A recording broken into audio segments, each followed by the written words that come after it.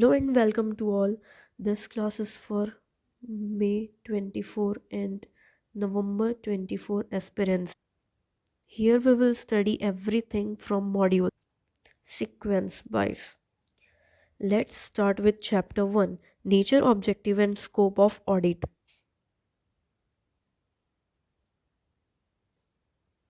We will start with the definition of auditing. What do you mean by auditing? Without wasting any time, let's start. An audit is an independent examination of financial information. Here, independent examination means auditor not being biased. जब auditor independently that is बिना किसी के point of view से affect हुए, बिना बायस हुए किसी भी फर्म की फाइनेंशियल इंफॉर्मेशन को एग्जामिन करता है, तब हम कहते हैं an independent examination of financial information. Now what do we mean by financial information? For example P&L, balance sheet, or any other financial statement of the firm being audited. So, an audit is an independent examination of financial information of any entity, whether profit oriented or not, and irrespective of its size or legal form. Doesn't matter वो कोई भी entity हो, profit oriented हो या non for profit organisation हो, that is वो NGO भी क्यों ना हो, उनको ऑडिट करानी है. अगर वो चाहते हैं वो ऑडिट करा सकते हैं. ऐसा कोई कंपल्शन नहीं है कि सिर्फ प्रॉफिट ओरिएंटेड एंटिटीज़ ही ऑडिट कराएंगी. And irrespective of its size और लीगल फॉर्म, डजेंट मैटर कोई फर्म 1 करोड़ कमा रही है या कोई फर्म 100 करोड़ कमा रही है, ऑडिट कराना दोनों ही फर्म्स के लिए एप्लीकेबल है.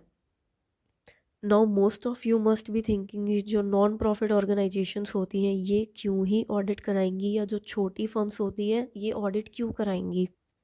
So for this, we will learn the importance of auditing later on. When such an examination is conducted with a view to expressing an opinion thereon. For example, मान लो as a investor आप किसी company के financial statement check कर रहे हैं.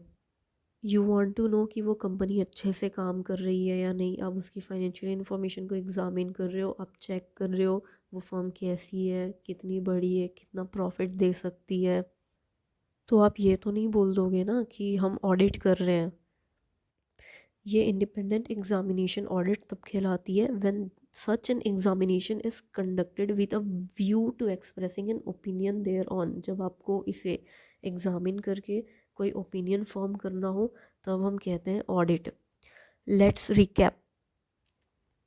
An audit is an independent examination of financial information of an entity, whether profit oriented or not, and irrespective of its size or legal form, when such an examination is conducted with a view to expressing an opinion thereon. From exam point of view only, this part is important.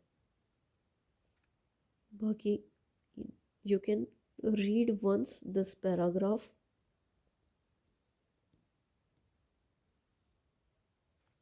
तो जैसा कि हमें definition पढ़ के समझ आया कि हम फाइनेंशियल इंफॉर्मेशन को एग्जामिन करेंगे और उस पर ओपिनियन फॉर्म करेंगे, तो आपको उसमें चेक क्या करना है, ये कि financial statement would not mislead anybody. Financial statement mislead तो नहीं कर रही. अब ये चेक करने के लिए हम क्या करेंगे, कुछ स्टेप्स करेंगे. We will ensure some steps. We will ensure that the accounts have been drawn up with reference to entries in the books of account. अब ये कैसे चेक करना है, तो फॉर एग्जांपल आप इनकम और एक्सपेंस स्टेटमेंट देख रहे हो. आपने देखा कि एक्सपेंस में शो कर रहा है आपने 10 लाख का एक्सपेंस किया है, क्या हमें एक मशीन ख़रीदने में. अब आप अकाउंट्स में जाके ये देखेंगे कि क्या अकाउंट्स में 10 लाख की मशीन शो की है. That is, we will ensure that the accounts have been drawn up with reference to entries in the books of accounts. Then, the entries in the books of accounts are adequately supported by sufficient and appropriate audit evidences. अब आपने accounts में और books of accounts में देख लिया कि आपके पास 10 लाख की मशीन है. पर क्या आपके पास सफिशिएंट और अप्रोप्रिएट एविडेंसेस है टू सपोर्ट दिस? अब मशीन है कि नहीं ये सपोर्ट करने के लिए एविडेंसेस कैसे हो सकते हैं? बिल हो सकता है, bill, voucher, receipt, all this document. तो पहले आपने चेक किया कि क्या accounts have been drawn up with reference to entries in the books of account? Yes. Now the entries in the books of accounts are adequately supported by sufficient and audit evidences. अब जो उसमें दिया था वो check कर लिया, उसके against जो ऑडिट एविडेंस है वो चेक कर लिए। अब ये चेक करेंगे कि none of the entries in the books of accounts has been omitted in the process of compilation. इस स्टेप के पीछे मेन रीज़न ये होता है कि एक कंपनी के दिन में ही हज़ारों लाखों ट्रांजैक्शन हो जाती हैं, तो जब आप उनको कंपाइल करो तो वहाँ पे बहुत ज़्यादा चांसेस है कि एक ना एक एंट्री मिस हो जाए। तो हमें ये चेक करना है कि कोई भी एंट्री ओमिट तो नहीं हुई है while compiling. Then the information conveyed by the statement is clear and unambiguous. For example जो आपकी 10 लाख की मशीन है वो आपने शो की है, आपने बैलेंस शीट बनाई, एसेट लाइबिलिटी शो की, और आपने एसेट साइड में लिख दिया fixed asset 10 lakh.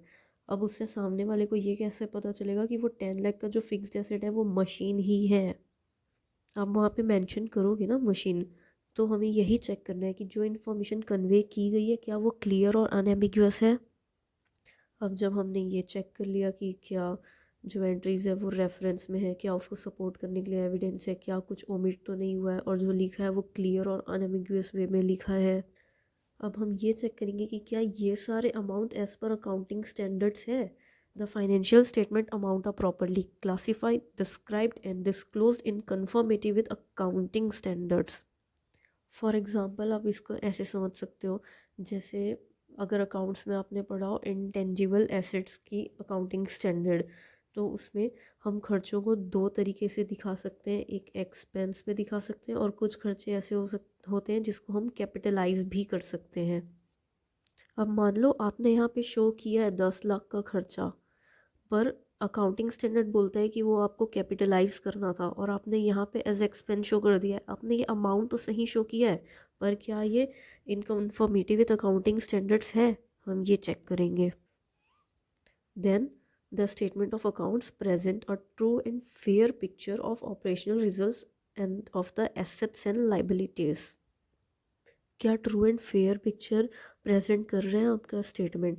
For example आपने 10 लाख दिया वेंडर को मशीन डिलीवर करने के लिए, उसने सिर्फ 8 लाख की ही डिलीवर की है, अभी 2 लाख की तो अभी की ही नहीं है, पर आप शुरू से मशीन 10 लाख शो करते आ रहे हो।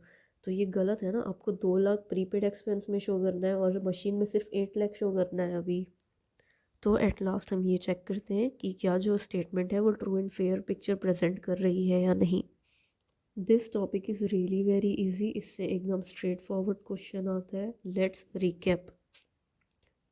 To see that financial statement would not mislead anybody by ensuring that the accounts have been drawn up with reference to the entries in books of accounts, the entries in the books of accounts are adequately supported by sufficient and appropriate evidences. None of the entries in the books of accounts has been omitted in the process of compilation. The information conveyed by a statement is clear and unambiguous. The financial statement amounts are properly classified, described, and disclosed in conformity with accounting standards. And at last, the statement of accounts present a true and fair picture of operational results and of the assets and liabilities. This topic is really very important. इससे आपको एकदम straight forward question आएगा और ये points लिखने से आपको आराम से इसमें मार्क्स मिल जाएंगे। Next topic is interdisciplinary nature of auditing relationship with diverse subjects. इसको आप अपने से बस एक बार रीड कर सकते हैं। अब इस टॉपिक की इम्पोर्टेंस पहले से बहुत कम हो गई है। अगर कोई यहाँ पे नवंबर बैच का होगा या उससे पहले का होगा, नवंबर 23 या उससे पहले का, तो उसे पता होगा कि ये सब टॉपिक्स पहले कुछ डेप्थ में हुआ करते थे। अब इनको जस्ट फॉर एक्सप्लेनेशन कुछ एक दो लाइनों में शिफ्ट कर दिया है। After this, we will study objectives of audit in our next class. Thank you everybody for joining the session and stay tuned for our next session. Thank you and all the best.